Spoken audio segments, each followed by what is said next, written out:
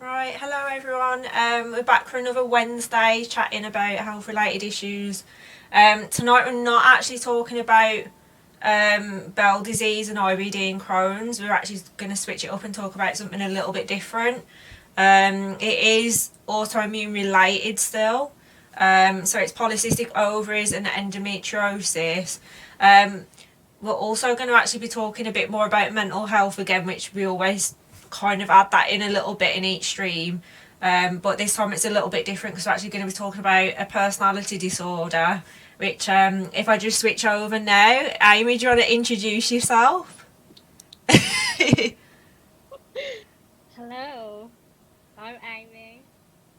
um, Um, go for it, Amy. Tell us a little bit about, well, I'll start this one off because you're the first person I've actually interviewed that I know in real life and not just through internet connections and like online forums and stuff like that. Um, so we've not known each other that long, have we, Amy? But we get on quite well, and you did actually work for me for a little bit. So, and then we gained quite a lot. So, Amy is in fact Silicon Amy. If anyone watches on a Monday night, so Amy often joins our Monday night streams as well. So this is putting a face finally to the voice that has streamed with us numerous times on Rocket League and got absolutely like annihilated, especially by Elle. Um, yeah. so, so first we'll talk about your autoimmune issues, Amy, with like the endometriosis and the polycystic ovaries, and then we'll move on to like the personality disorder because that's sort of like quite a new diagnosis, isn't it? Really. Um, so, do you want Yeah. to tell us a little bit, sort of like where things began, basically? Okay. So, endometriosis is a growth that grows on the lining of your womb, your fallopian tubes, and your ovaries. I think it can grow. Yeah, it can. And it just gives you really, really bad pain, constant bleeding. You can't do normal things like even like sitting down and walking around, it's really painful. Um, I found out I had it because I remember I was bleeding for a year and 3 months, and I knew obviously something's wrong with me. Um, went to the doctors. They thought it was, I think they thought it was IBD as well, and I don't know why. And I had to have like four different tests to see if it was what it was. And the only real answer to find out if you've got it is to have the operation. Can you When you're ready. remember what the operation's called? Because I can't pronounce it. It begins with an L, doesn't it? It's called a No one can ever pronounce any of these things that we get told that we've got to have done or we've got to take or whatever. Okay. Um, so did you have the camera that was on the wand first, and then obviously did that find anything, Amy? Because I know in some people that doesn't actually find anything, but it's not to say whether you've actually still got. I don't know so much with polycystic ovaries, but definitely with endometriosis, it's not actually a telltale yes or no sign if you have or haven't got it. If I'm getting that right, if anyone is watching and they know, obviously please comment. The first test I do is like I can't remember what it's called, but they check it when you got to go to when you're like 25 and the swab thing, Yeah, and um then you have an ultrasound which doesn't show anything, and yeah, then it was the big stick with the camera, and it yeah. said, I'm sure they said they could see something, but they didn't know what it was, and Okay, that's when they sent me to the hospital. okay. And that's when they. But what sort of incisions did you have to have with that, Amy? Are they quite big? Are they quite small? Because it's basically a camera on a wire, isn't it? Uh-huh. First I go down your belly button Yeah. with the Oof, camera. that's It's made me go funny. I'm moaning about having a camera up my bum, but I think I'd rather that than in my belly button. Oh. Uh-huh. So they do it in your belly button Are you first. awake for this or asleep? No, you're asleep. Oh, thank God. So they go in with the camera first, Yeah. and I had to sign like this consent form to say Yeah. like that the operation is just the camera in the belly button, but Yeah. then if they do find it, you've got to sign a consent form to say if you do find it, you can burn it away. So Yeah. then Yeah. I've got like one in my belly button, one on my hip, and then two on each side of my belly. So Okay. I've got four, So, do and they're only they small. do they ever fade off, or they like have they said that? Because I had when I had heart surgery, I had like a little incision through my groin, and if I'm honest, it's that small, and because it's been about 5 years ago, it's faded quite a lot. I don't think you'd actually be able to find it unless I pointed it out. To be honest. Um, they have faded, but they go from like a pinky burgundy colour, and Yeah. now they're like like just a skin coloured colour. Yeah. Yeah. But I can see them, Yeah. Okay. and I think everyone else will be able to see them. But I think they're only like about that big or something. Like they're quite small. Okay. So in terms of the pain, it's quite most people who've got it will all say it's not normal bad period pain. So for people who are watching who say for instance think they might have it or they don't really understand, can you sort of explain the sort of pain levels you might be going through to show people the difference between a bad period and endometriosis and polycystic ovaries, get my words out. um, it just constantly feels like barbed wire wrapped around your womb. Yeah. And sometimes you can feel like your pain building up, and then it's just like constant stab, like hot burning stabbing pain. Yeah. Um, but then sometimes out of nowhere it can look just strike out of nowhere. Like one day I was just sitting there absolutely fine, and then next thing that you know, I was like crouched over, couldn't walk, couldn't sit down, couldn't stand, and couldn't lie. So I had to like be carried into a taxi Yeah. and carried up to bed because I could not move at Yeah. all. You can't move. Yeah. I think you said to me in the past as well, you've passed out from the pain, haven't you, as well, on a few occasions? Yeah, but only when it's really, really, really I bad. love how you say only when it's really bad, as though that's normal. It's not normal. It's normal for Only us. from time to time. Yeah. Yeah, so just so it that basically gives people a good idea of the sort of pain levels you could be experiencing with it. Because, like I say, I think a lot of females, when they go to the doctors, they're almost dismissed as though like, oh, a period's meant to be painful, you're a woman, it's time of the month, just get on with it. But Hmm. if you've paid, like if you having so much pain you fainting, this isn't Hmm. normal, and I don't think it's fair, especially because obviously, how old are you, Amy? 21, Two. 22, 22. So yeah, as a 22-year-old, how old were you when you first started having problems, Amy, or have you always had problems? 20. 20. So it's something when you're 20, you go into the doctors, and if they tell you it's meant to be painful, you just go home and assume it's meant to be painful until it gets to a point where I guess it's unbearable, because they're saying that it's so common, but it usually goes unnoticed because it's dismissed quite often. Like, I know with like my mum's generation and that sort of, it was never ever spoken about, but realistically, how many women in the past have probably Hmm. had it and then never been diagnosed, and then obviously I suppose once they're older and gone through the change, then maybe I'm guessing if there's nothing really doing much anymore, then it's sorting it, I guess. But what have they said, Amy? Because obviously with the webbing, it comes back, doesn't it? So I know you've had surgery for it already, but realistically, how long does that potentially last for? So I had my surgery in March last year, so it's Yeah. literally been a year last week, Yeah. and I felt it start coming back Yeah. about 6-ish months ago. So But realistically, it's eased it for 6 months and then it's starting to dwindle back down again. So it's not a long-term mhm, solution.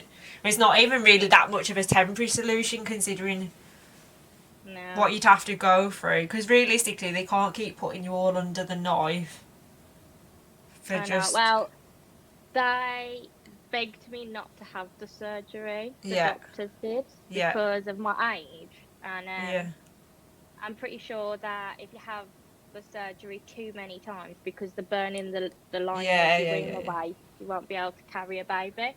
Okay, yeah. But I hate being in this much pain. Well, I'm not really in that much pain right now, but Yeah, I'm but good. if you'd have left it any longer, I'm assuming it's progressive because that webbing's constantly growing. So to leave Mhm. it, obviously, if you're already passing out, how much worse would it have got if you didn't have it done? Um, do you mind me asking from the point of view of children? Because I know obviously that is something that, especially when you've got both of them together, is almost like a bit of a double whammy, isn't it? Really, like to have one's quite Yeah. bad, but to have both. Have they said anything to you realistically about that? Um, the one doctor that was like begging me not to have the Yeah, surgery was saying like it's really risky, and yeah, you probably won't be able to conceive after. yeah. Um, I think that's just about it. But they did say with polycystic ovaries, they're not actually that serious. Okay. Um, and they're like really, really, really common. And Yeah, most women have them, and they don't do anything. They won't remove them yeah, unless they're about to burst. yeah, yeah. Which, yeah, we've got a situation that, in fact, I'm trying to see if I have spoken to actually Poppy, who me and Amy both know. Hopefully she's going to do a stream in a few weeks, but she's got basically the same as Amy, and it sounds like that could be the case for her. So it'd be interesting to see what because she's had quite a lot of neglect with hers as well, unfortunately. But yeah, so realistically, then they're saying that you could have children, you might not have children. Then in theory, I guess, Yeah, which is which is not annoying. which is not very nice to be told in your super early 20s, really. So I think like before I had the surgery, I was like, no, I don't want kids. But as soon as like I woke up from the surgery and they yeah, were like, yeah, the chances are really slim, it was like, oh no, am I ever gonna have a child? yeah. I guess it's that I like to be someone who I'm not really that maternal, but I don't want my option took from me either. I like the feeling of Yeah. having my options there, I guess. Because I know obviously with Crohns like what I've got, there's like a small chance I can pass it on, and then if I ended up with someone who's got it as well, it like goes to about 30% chance I could pass it on. So it almost Mhm. makes you think, well, one, I definitely don't want to partner with it because although they might understand, we've got more chance of passing it on. But even just me on my own, it does make me think. And then a lot of the women with Crohn's, if their Crohn's gets quite bad and they have a lot of surgery, it can cause a lot of complications. So they choose not to have it, but some very rarely are told that they can't carry anyway. Because obviously we Yeah. get a lot of nutrition problems and stuff as well. So if we can't even look after ourselves, it's hard to look after something growing inside us Yeah. as well. But in terms of if you ever, God forbid, and I'm going to touch wood over here as well because I don't want to.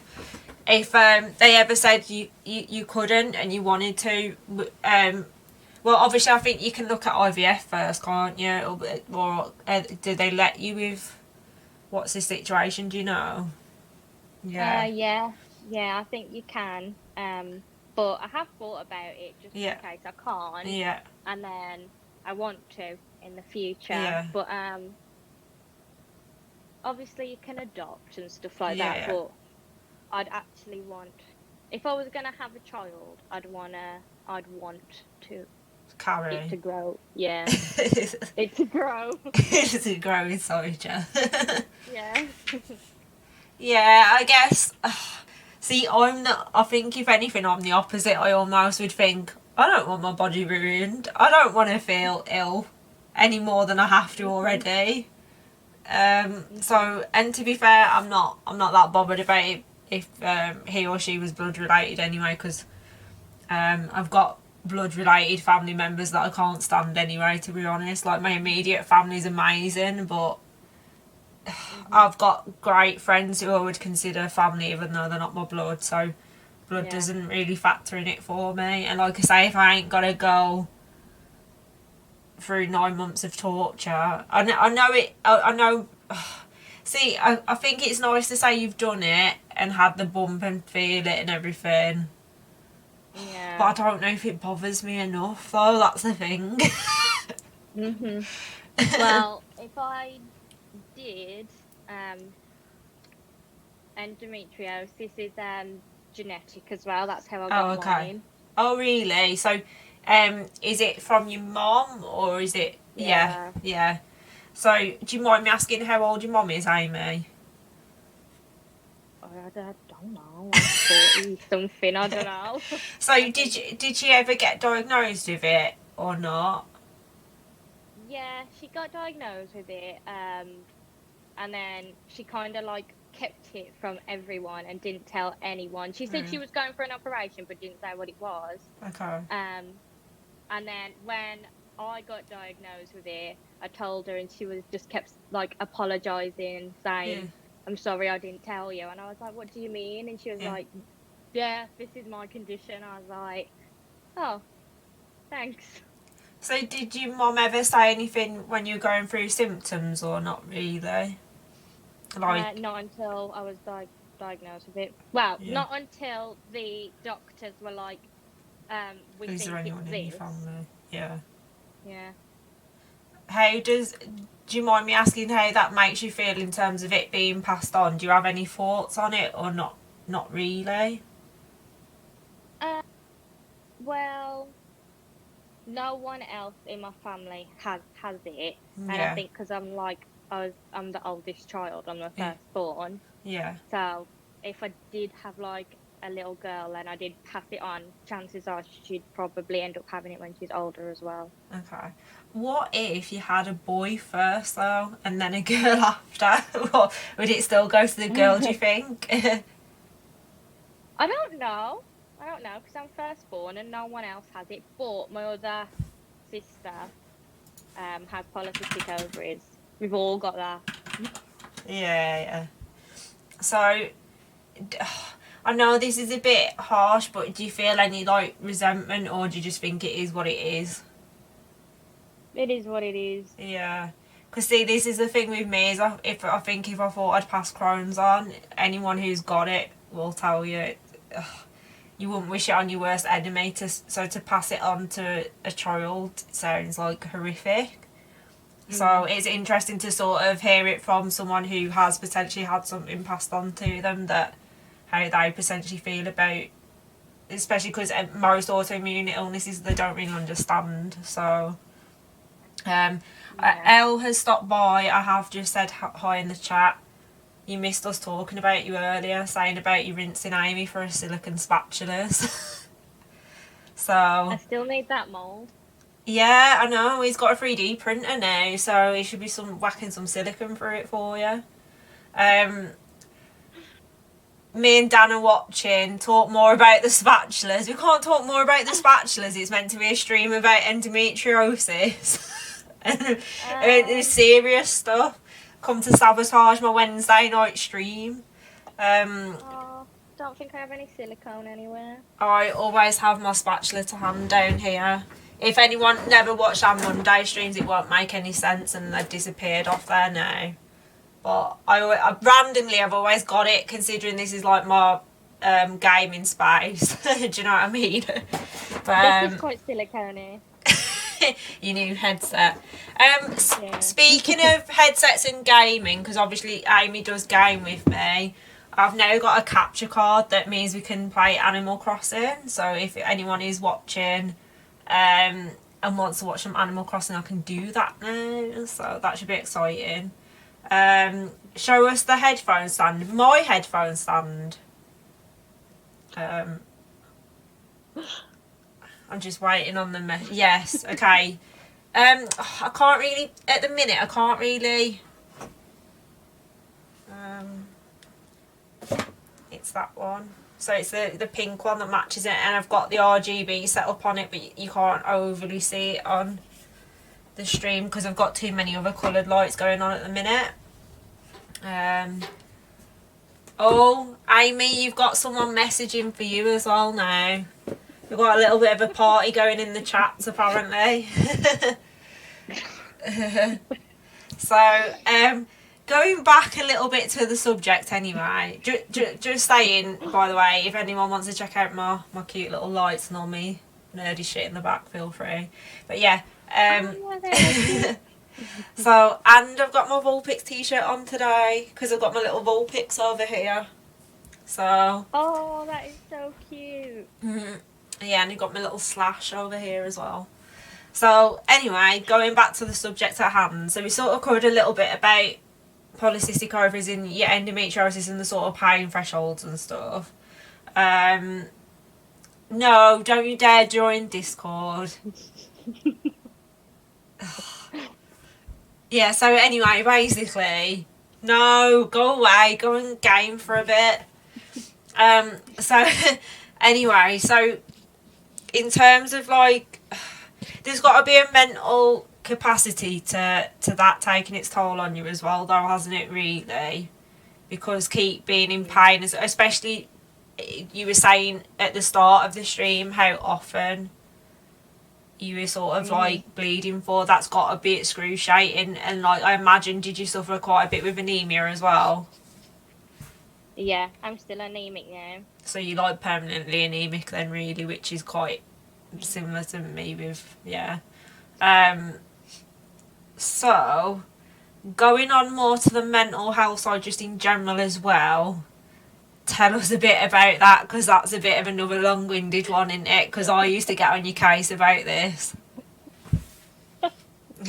Which part? Where do you want to All of it. Just, I mean, I feel like we'll be here a while, but yeah, like talk to us about.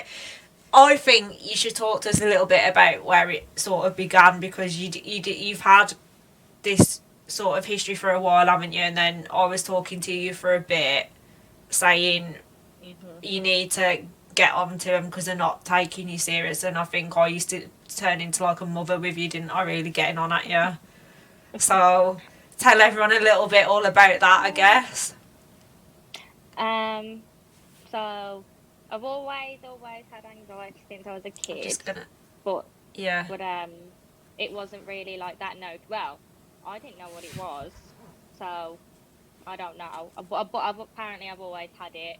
Yep. And then I got diagnosed with it when I was 14, 15, I think. Yeah.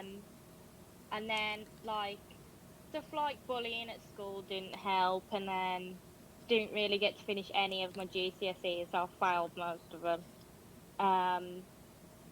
And then I got diagnosed with depression when I was 15 as well, which was the obvious one. It's quite young as well, isn't it? Really, 15.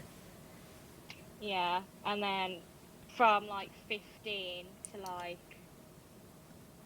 now, well, yeah, a bit less than now. Like I went through this whole like just loads of trauma, and then it was only last year that I got diagnosed with a personality disorder. So explain to everyone what that is, because everyone's expecting a whole split scenario right now. Everyone's just expecting me to like be really happy and then start crying and then get a knife out on around the corner.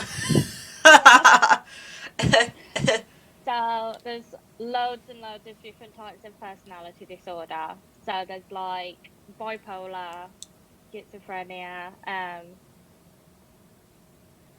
BPD, but BPD has a new name for it, which is EUPD, but they're both the same thing, but they've just changed the name. So it's quite confusing. So the one I have, it just means that your emotions are really like rocky, and you're like a roller coaster. So one minute you can be absolutely fine, and then all of a sudden you're like really sad or you're really angry. Like it's just roller coaster of emotions all the time, That's got to be constantly. so tiring, and then especially with your other health issues on top, you must not really know whether you're coming or going a lot of the time. Mhm. Yeah, Um, it's really weird. so now that obviously you got a diagnosis, have they put you on treatment, and how have you found it if you have been put on treatment? Um, so I used to be on fluoxetine, which is the Yeah. worst antidepressant ever. It's The never usually the first one that suits you anyway. No, it's the worst one. And I was put on promethazine, which is sleeping tablets, because I have really bad trouble sleeping. Yeah. And then they put me on diazepam, which was the bomb.com. Diazepam was so good. I don't think you meant to say that. It was so good. If like you start feeling like a panic come, or you're in the middle of a panic attack, just a little bit of diazepam, you cool down, you're fine. And I can't have that anymore because it's a really highly addictive Oh, drug. it sounds like it, don't it? Dan will be getting on that if Dan's watching this stream and we go, oh, that sounds like good. I'll have some of that. Diazepam.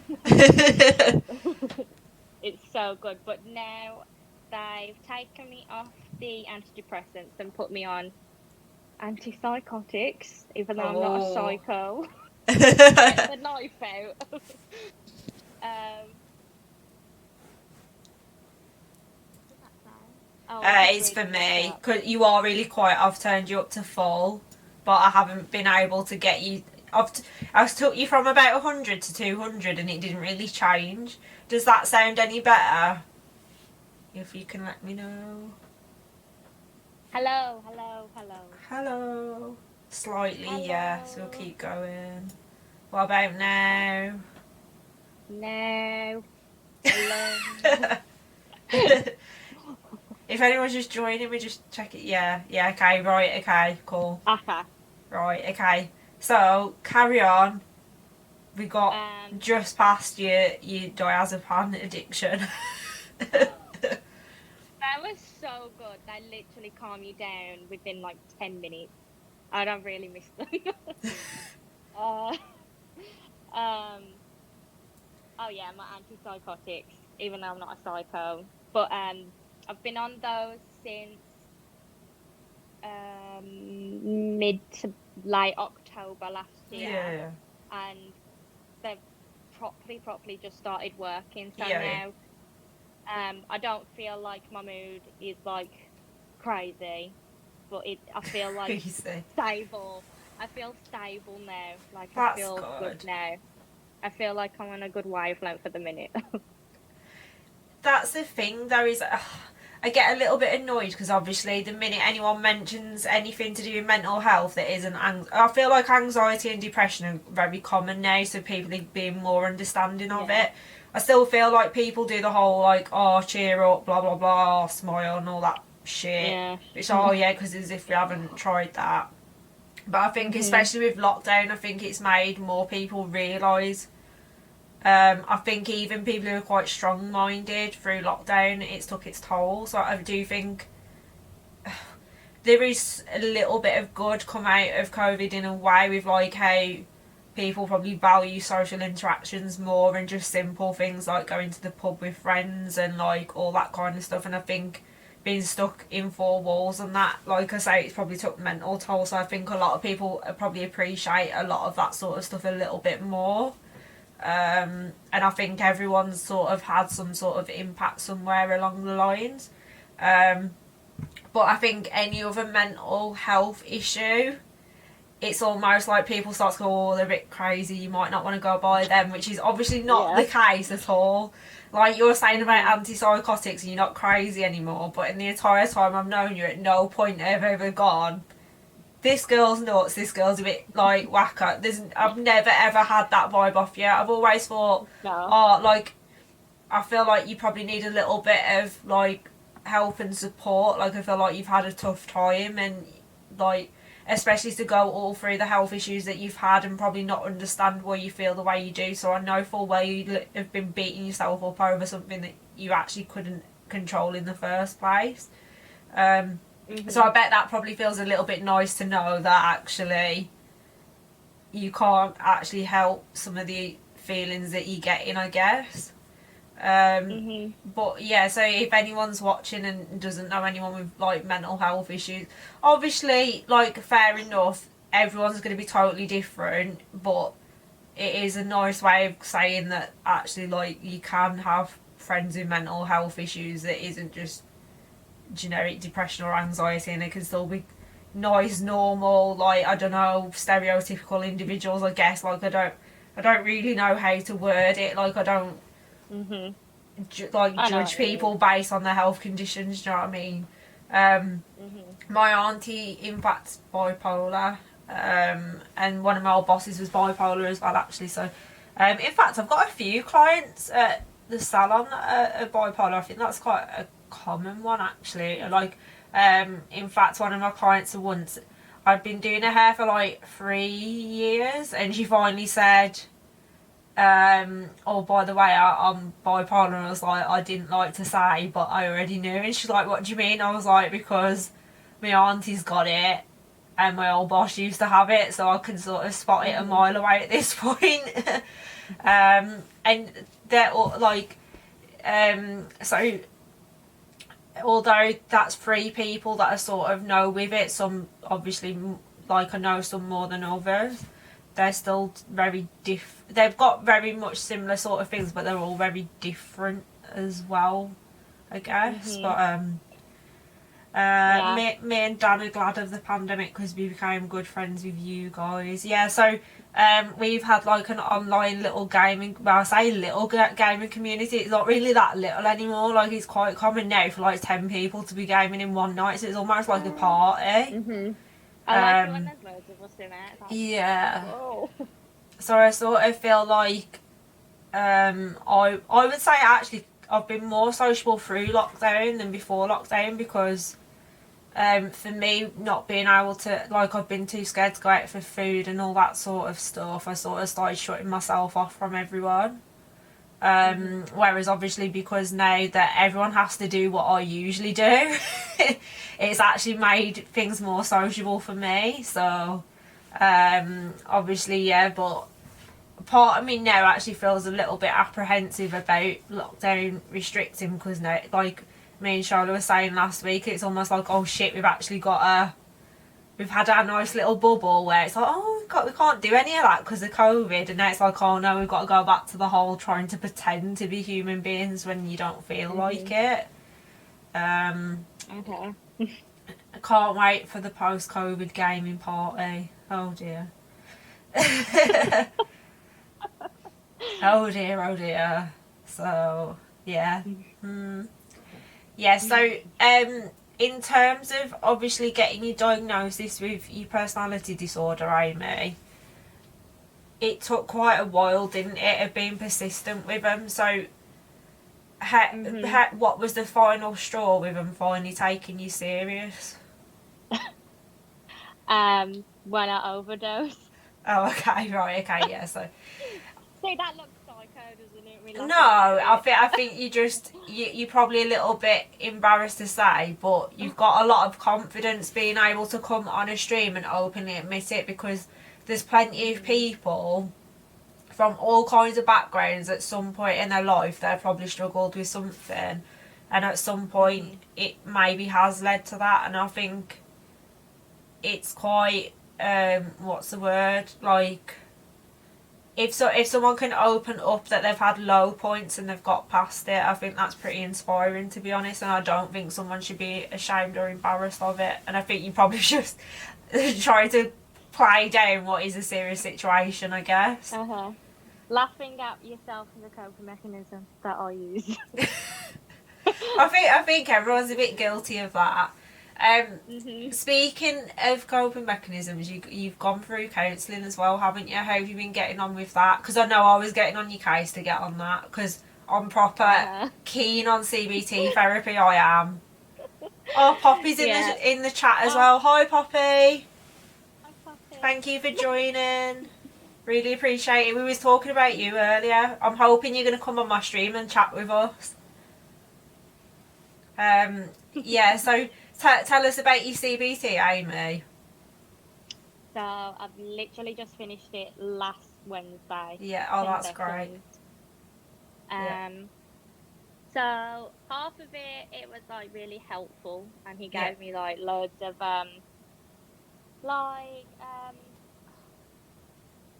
loads of things. I've got this worksheet where you have to put down a situation and what time it is, and what you're gonna do, and rate your anxiety um before, during, and after, and like write comments after it. So that's not too bad because that actually helps. But then yeah. the other half, I just thought he hated me, but I think that was just my anxiety. I think that's probably your anxiety. You overthink Yeah. everything. The amount of times you've messaged me and gone, can I join the Discord now? I'm like, yeah, what you waiting for? Just Yeah. join. Everyone makes it clear they want you to join, so just join. Yeah. To be Every fair, time. I used to be a bit like, oh, I'm not sure, I don't really know some of these people, and now I just sort of barge into everything and be like, right, I'm here now, setting route. I'm going to tell you all about my broken arsehole and everything, whether you want to hear it or not, and I'm going to bring it up every night as well. Yeah. So, total opposite now. Um, yeah, so if anyone is at home considering like CBT, would you recommend it? What would your advice be? um, I would say do it, because just try it, because it might work for some people. Yeah. Um, I think it half worked for me, because before I had the CBT, I would have never gone in the kitchen with my dressing gown on, or I would have never like done anything. Can we just make it clear she's got housemates? That's why she's saying that. It's not just like an Yeah. OCD. She just won't go in her own kitchen with a dressing gown on. Yeah, other people live in this house and I don't know them, and I was absolutely terrified, and I would have never gone in the kitchen if anyone else was in there. But I do still wait for some people to come out the kitchen. So So what with your CBT? What was the guy who's sat with, like, obviously over the phone because of COVID? What would he have said to you thought pattern should be for that instead? Because I'm assuming in your head you was going, you can't go in there because of being embarrassed, it's awkward, blah blah blah. So what has he mhm. sort of got you thinking that's made you be able to now go in the kitchen, I guess? um to just like assess it in my head what could happen, and then just like do it like baby steps. Like if there's one person in there, just go in there, do what you gotta do, and then come back out. And then like ever since then, like some of the housemates talk to me now, and I'm just Yeah. like, hello. So now I can actually talk to some of them, and go in the kitchen with my dressing gown on, which is a good thing. Yeah, so in terms of that sort of theory, I sort of have a similar thing to you where this might sound really strange to some people, but I almost have that fear around food because I associate food with being ill. So I eat a meal, I'm really bad. So it's just sort of fuel. So I'll stay on safe foods because I think, right, this food won't make me bad. Because for so long I was made to think that it was me that was causing the problem. And obviously now I know it was my body attacking itself. So if Mhm. anyone mentions like a food that I haven't had in quite a while, I get almost the same sort of anxiety of, oh my god, if I eat this I'm going to throw up, I'm going to be bad, I'm going to be this, I'm going to be that, I'm going to have acid reflux for 4 days, or I'm going to shit up to 14 times, or because this is the reality sometimes of what I face, whereas now that I sort of know that's probably going to happen whether I eat it or not, in fact it can be more painful if I don't eat at all. um, Mhm. I've constantly got that wall, and the problem is, like with you, how often have you got to go into the kitchen to feed yourself, and how often have I got to eat food to stay alive, I guess. Whereas with you, you've sort of got to go in that kitchen either way. Whereas I guess with me, I can cop out and go back to my safe food a little bit, I guess. But I think that principle also works with the fact of like not just the foods I'm eating, but the thought of like eating food around a friend. Like, is it a friend I know? Is it someone I don't know very well? Because if I'm bad and I'm in front of a stranger, that's gonna like be horrible for me and probably horrible for them potentially, because they might be a bit shocked, I guess. I don't know. And then not just eating in front of them in, like, say, my house, but then having to go to someone else's house or then out in public, and it just sort of escalates from there, I guess. So it proves that sort of theory can sort of relate back to most people's thought patterns. Just obviously each situation will be quite unique. I tend to get a lot of stress and worry, like I'll almost escalate a problem before it's even happened. So I'll almost have something come in where it's like, this is your problem, I'm now going to think of every possible worst case scenario so I can then figure out what I'm going to do about this problem. So within reason, I guess that's somewhat healthy, because I'm sort of like trying to figure out what all the problems is. But it could be something that's a problem so tiny, I've escalated the shit out of it, so stressed to the nines, for it to end up just being like a little molehill, and I've been going, oh my god, it's a mountain, it's a mountain. So there is quite a few good coping mechanisms that can come from CBT, because especially if you don't think your thinking's broken, your thinking pattern, you'd be quite surprised, because guarantee everyone does at least one thing that's not actually that healthy thought-wise. Like this. Oh, yes, Amy, get off your energy drinks, for God's sake. I'm surprised I haven't said something to you about that, actually, because surely that's not helping with, like, the going up and then coming back down. Well, I actually got something back about my heart. Oh, okay, yes, because you said because I did say that your heartbeat wasn't normal by what was coming through on your watch. Go on, what have they said to you? So I've got a really irregular heartbeat. Yeah. Which I definitely knew. Yeah. But they've said that they don't want to diagnose me with any heart conditions yet. Yeah. They've just said it's just because I'm anemic, so they've put me on Oh, iron yeah, tablets. that can be quite normal, yeah. So I've got to take these for 3 months, and then after that I've got to have another blood test, and if the tablets haven't really done anything, then they're going to look a bit deeper. Yeah, that's fair. I imagine that's not helping, though, as you take another swig. Just going back to the messages, I did have a little bit of a wave to you, Ben, if you're still there. And in reply to Poppy, she's put, Kai will definitely come on soon, big love both of you. In fact, I'll drop you a message at some point and see when potentially you can get on and we can chat. If anyone is still sat in the chat and they've got a question for Amy, because usually through the stream I do say to people, ask questions, but if anyone's got a question, please send it in. I've got a feeling that if we do have questions, it's all going to relate back to silicone, though. That's the only thing. Yeah. Inside jokes, really. Less people have been watching other stuff. So funny. Let's just give it a little bit and see what's coming in. In fact, going back to the endometriosis, that's quite common for females who've got Crohn's, actually, to have more than one autoimmune issue. It's quite popular, actually. So if there is any Crohnies on tonight watching who are female, that's sort of something to know. Poppy's message saying, I know I only just joined, but how are you feeling recently, both of you, and how are you getting on with lockdown? I'll let you answer that first, Amy. Okay. Hello, Poppy. I'm good, thank you. And I don't know, this lockdown, I think it's been different from like the other two. I feel like I've handled this lockdown a bit better, actually. Yeah, but I did see you on the bus the other day. Again, did you even speak to her? Well, Poppy came on the bus. This is what I wanted to tell you about the other day. You know, when I said I was laughing at myself for ages. Oh, okay, yeah. Well, Poppy came on the bus, and I went to go like, "Hi, Poppy," and then she like looked and then looked away. So I was kind of like,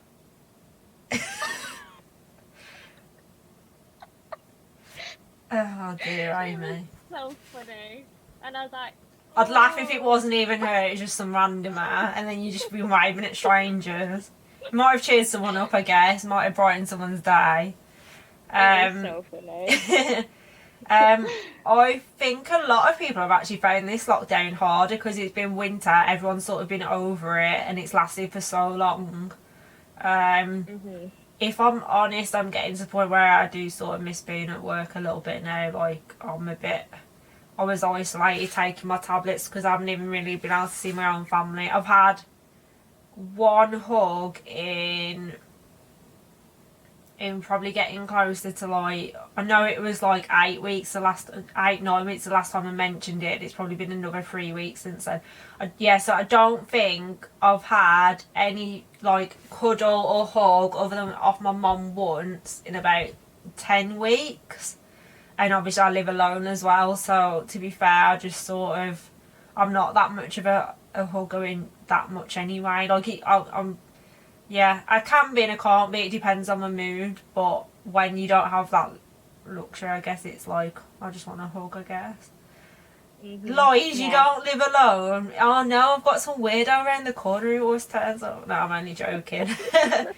Yeah. I was talking about you and Elle earlier actually to my neighbour because I was saying about I've sort of, because of obviously living alone, I've had to like I haven't even been able to see my family that much, so Dan's basically been my bubble who lives around the corner from me.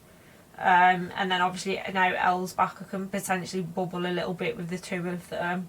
Because I think I've seen Dan more than I've seen my own family this lockdown actually. Dan's been looking after me. And then once COVID's over, we can go back to all spooning in my bed because apparently everyone dives. That's one thing actually I don't mind cuddles, is when everyone falls into the bed, which sounds far worse than it is. I've just got a comfy bed. Yeah, because didn't you get a new bed, like a new mattress?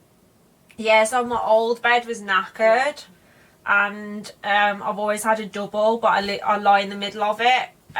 But because of having like a rib injury as well as like my Crohns and like the ulcers and stuff, I was in quite a lot of pain. Like, touch wood, on the whole, these tablets have got rid of a lot of the pain, but it looks like my rib injury ain't like, my rib problem ain't really going anywhere. But yeah, because I was always nervous about someone sharing a bed eventually and me being in pain, the thought of someone accidentally knocking me.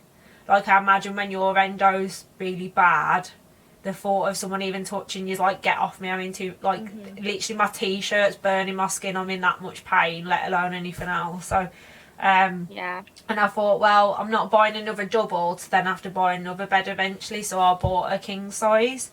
But I bought, so I have obviously a new, like, I needed a new mattress and a new bed anyway, but the bed was actually quite cheap for a king, but I did invest in a decent mattress for, because of my spine, with how my, like, rib sits on it, to try and ease it so it's a lot better.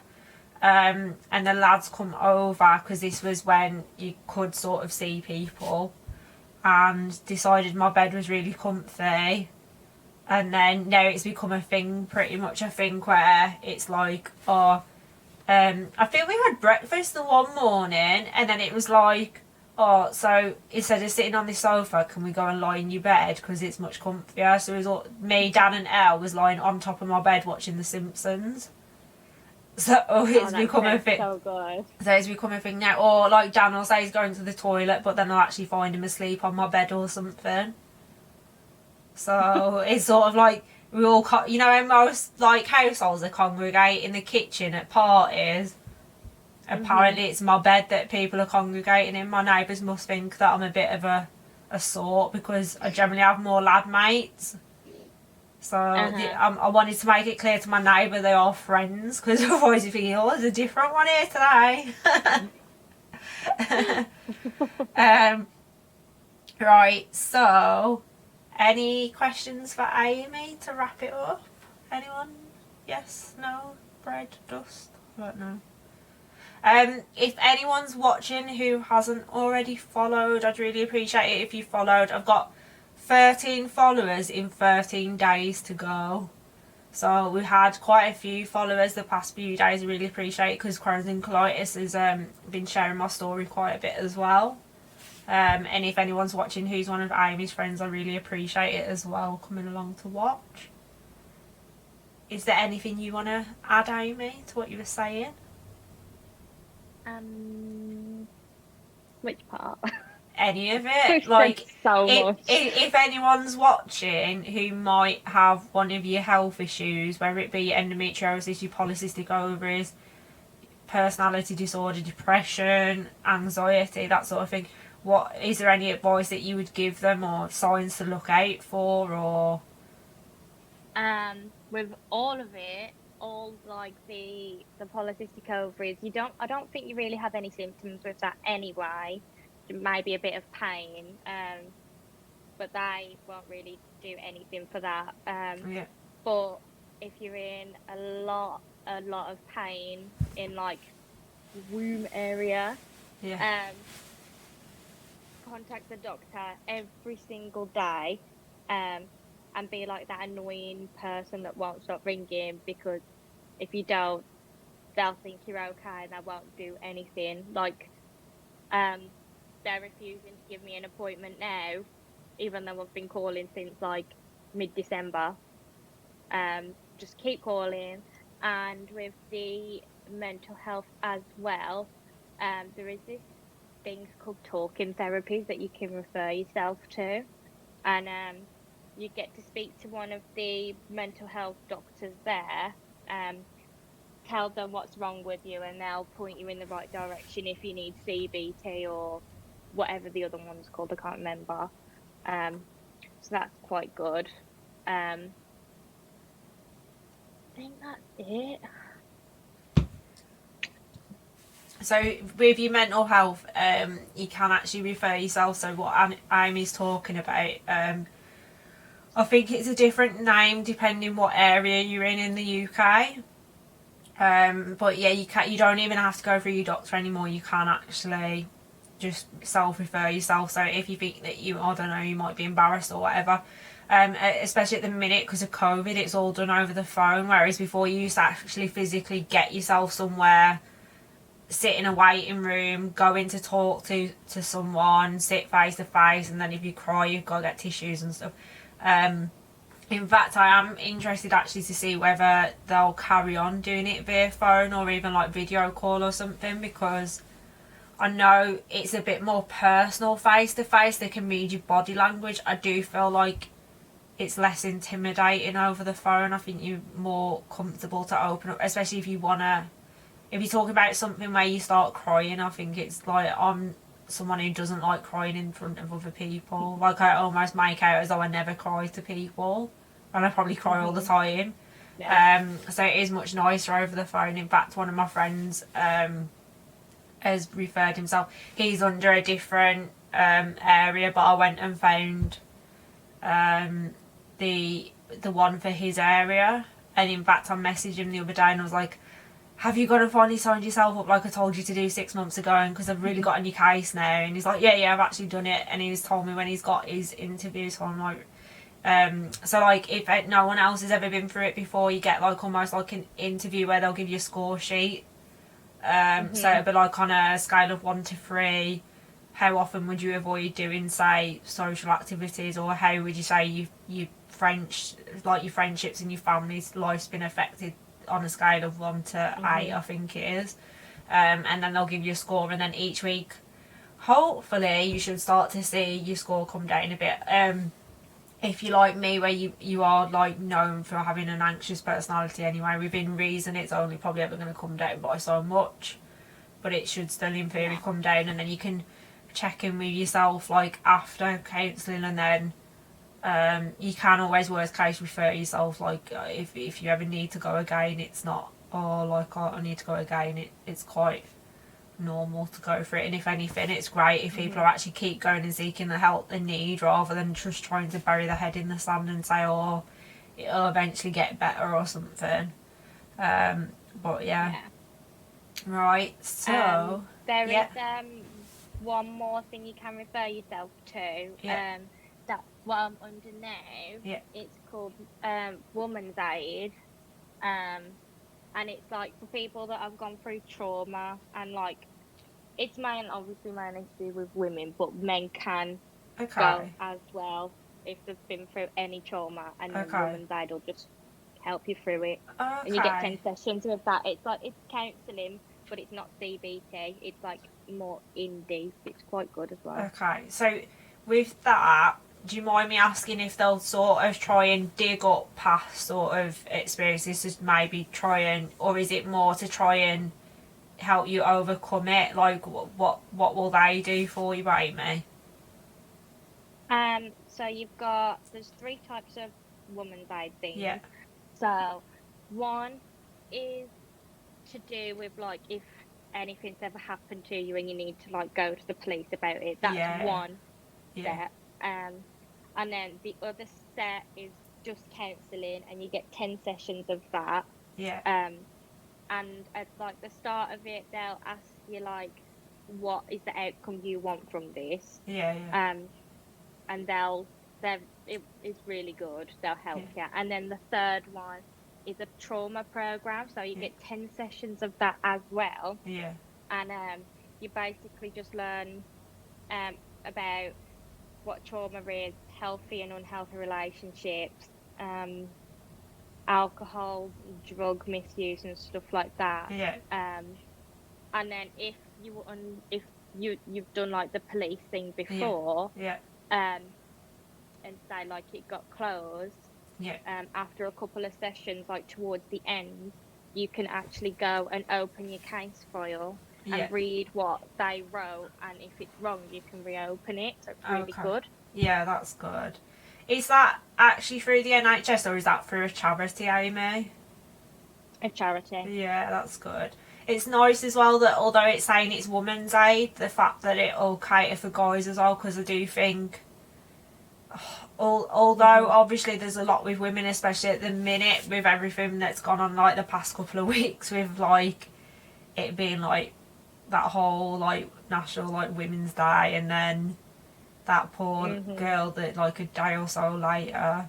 I do think it's sort of important as well to know as women within reason we are maybe a little bit more, quite a bit more serious than guys I think sometimes with different stuff, but trauma can happen to either side, I guess, so that's quite good as well that they'll do that for you. Of the two, which one have you found the most beneficial, or would you say they've both been quite good? What do you think? I've done 2 out of 3. I did the first one first, which is like the one that's in the moment, and then I'm meant to start my trauma program in a couple of weeks, and I've just started my counselling today. Okay, cool. So you sort of just waiting to find out then, I guess. But you're finding it's helping, which is good. Off topic, well, not quite off topic, but a little bit off topic. Have you ever tried CBD oil for like anxiety, or not really? Because that's something that no. Okay. See, that's obviously it might contradict with like tablets people are taking, so obviously go and do your own research and stuff like that. But I do find CBD oil, the stuff that you can find in Holland and Barrett's not saying anything illegal or anything, but that can be quite good with helping like ease a little bit. But obviously don't just do that and not go and seek help. Obviously, like you've got to do your own research. I'm not saying that I'm a medical expert or anything, but I did find that more helpful, and it works a lot quicker than like I was on like a low dose of sertraline for a few years. CBD does work much quicker, and it's not addictive, and you can sort of like intake it as and when you need it. and I'll come off antidepressants totally and was using that for a little bit, and now I don't even use that. Occasionally from time to time I think maybe I could benefit from it for a little period of time, but I've been tablet free I think since like probably about 4 years or so now. But obviously it totally depends on you, because obviously with what you've got as a personality disorder is not what I've got as a generalised anxiety disorder, because within reason with mine it's just saying your thought patterns like broken and you're a bit more of a worrier, so let's try and make you not worry so much, I guess. So a lot of mine is just managed with like perseverance, with getting on my case a little bit, and then obviously checking in with myself, and if I do think I'm going downhill, going and finding the help I need, or going right, okay, let's try this or try that, or like let's talk to friends. So you do have to be quite strict with yourself, I think, in order, if you're going to go tablet free and you've got like depression or anxiety or whatever, and it's quite an ongoing thing, you do have to be strict with yourself if you want to stay tablet free, or you've got to try tablets. But it's not to say you're weak if you're trying tablets, because I think a lot of people are like, oh no, I can't go on tablets. It's like, if you need them, you need them. Anything that you're doing is better than ignoring it. So but I used to say I would never go on tablets because I wouldn't want to rely on them. Yeah, everyone says that, but I don't think I could see myself tablet free for a while now. Yeah, well, that, I think, if you're so far down the rabbit hole, it's hard to get out alone. Like, once you back out that rabbit hole, you can start to go, oh, I remember this, I remember, because I think if the first time for anyone with depression, it almost just, you think, oh, I've noticed I'm getting a bit down, I'm getting a bit down, oh my god, it's plummeted, and then you don't actually really remember how you got there. It just sort of, it's like looming over you, and you're down this hole and you don't know how to get out, and then you don't even know if you deserve the help, and you don't want to get out because you feel like you deserve to be down there, and it's horrible. And I think that's the hardest part, by 120 odd percent, that's the hardest part. But once you sort of get back out of it, you can start to notice the signs when you start to dwindle back down to your hole. And then I think at that point, if you're strict and go, right, I'm going down a path I don't want to go down, you can start to sort of pick yourself up before it gets worse, I guess.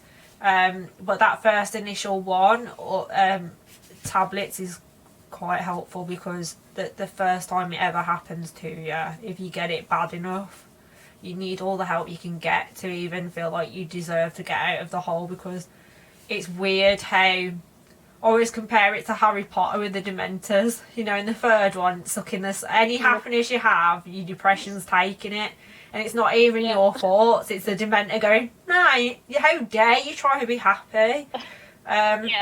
So whenever anyone says like, oh, it's not a real health issue, like, it clearly is, because it's no different from, I don't know, like, if you have cancer, you go and get the best treatment you can, and you get like advised by the doctors, and you do everything they tell you to. Like with Crohn's, like, everyone's is very unique, but you'll go and try and get the best medical help you can. And then, although obviously the whole point in this stream is that autoimmune issues, they're not really that understood or accepted, especially because they're invisible, and obviously because mental health is very much invisible as well, and it's very unique to each person. Just because you can't see it doesn't mean it's not going on inside. Like, I imagine if we started chopping people open and then was like, I just put my intestines on the table for you all to look at how inflamed it is, then obviously it's not so much invisible anymore. Like, if we started putting like people's brains under the microscope, once we've got enough information about things that go on, it clearly isn't actually all that invisible. It's just we can't physically see it on the outside. But yeah, that's a whole rant in itself, I guess. If anyone's on the stream and wants to ask any further questions, please do so now, because we're about to wrap up the stream. But I haven't got anything of yours to talk about, but can you please show everyone your eyeshadow, Amy? Yeah, your nice eye makeup. And tell everyone about when you do like your live streams for your makeup, because I feel like this is something we should all be talking about. You got all your makeup Okay. out. Let me get my palettes ready. I've only got like 3 palettes with me because I'm moving back home tomorrow. Oh, good. Are you happy? Yeah, I'm so Good. excited. I can't wait to go home. Ah, You just dropped your... this is my eyeshadow right now. Beautiful. Love it. Um. Oh my god, that looks awful on Twitch. I just watched it. It's not. It's just because I'm capturing it through Discord, it lowers the quality of your... especially because it's from a mobile as well. The quality's never going to be as good, really. So tell everyone what you wearing, what you've got on. So, I have this eyeshadow palette. It's actually a drag queen palette, but I'm obsessed. So it's got all these pretty colors. Love it. And this cost me like £52. Wow. And it's really pigmented. It's one of the best eyeshadow palettes I've ever had. Yeah. And then I've got this one. It's quite nice. Which brand's that? Is that Too Faced? Yeah. Yeah. It's the Life's a Festival one. That's and this cute. is quite like silicone as well. Just start rubbing it on your face. To everyone at home, obviously I know that you're vegetarian, so is the products you're using, I know Too Faced is cruelty free, but I'm guessing is all your makeup that way? Yeah, I thought it would be, just for everyone at home, because obviously I know you quite well at this point. Yeah, so all the makeup I have now, I've switched virtually all of it over. There might be the odd one or thing that's like I've had a while, I'm waiting for it to run out to switch over. But all mine's cruelty free.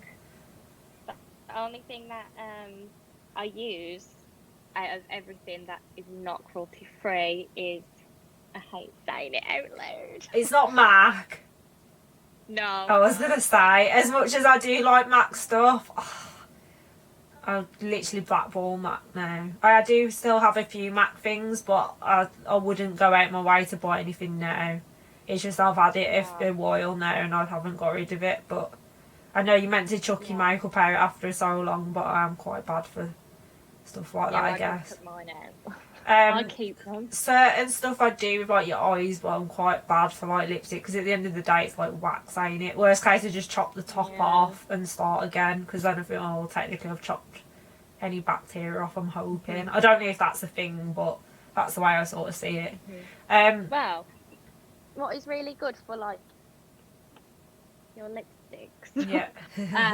if you feel like it's going really dry, fill a bowl up of boiling hot water and put all like your liquid lipsticks in, and it makes them like not watery but like almost like usable again.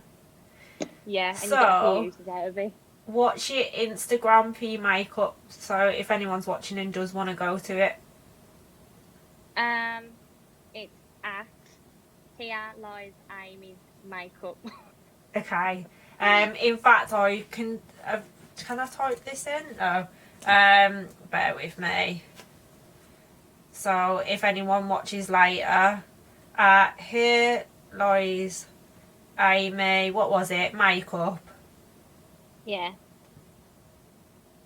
So at least that's in the chat, because for anyone who is watching who does want to go to that later, because I did come by and stop and watch one the other day, didn't I? Obviously I know we're hairdressers and stuff, but I really think with your makeup you're so talented. The way you was doing it the other day, is it all self-taught as well? I feel like you should be doing this. Like, I know obviously it's not as common as like getting a haircut, but I definitely think you should be going more into that as well, because some of the stuff that I've seen or you've posted when you've done your makeup and then took a photo, I do feel like, yeah, you could definitely do something with it. Just give us another close up quick before we end the stream. Go on, show me your eyeballs. Yeah, I really like that. It's so nice. This was literally done in 5 minutes. Oh, right, okay, yeah. If I did mine in 5 minutes, it'd be half out my face. I can't even get my eyeliner flicks to match up, so it's just as well it's a side profile. Lots of watching Instagram videos and seeing what they say. Fair. So if anyone's watching and hasn't already followed, please give us a follow if you like what you see. I've got 13 followers to go in 13 days. Next week's stream, I think, is about mental health as well. I'm just waiting for the person to confirm with me that we're going ahead for next week.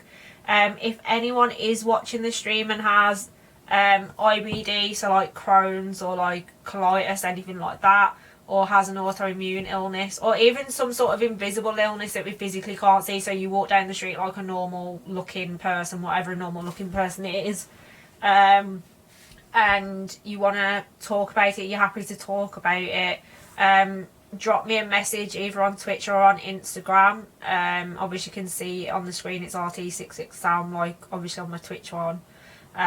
Drop me a message if you're interested being a guest. I'd really appreciate it. And like I say, if you haven't already followed, please do.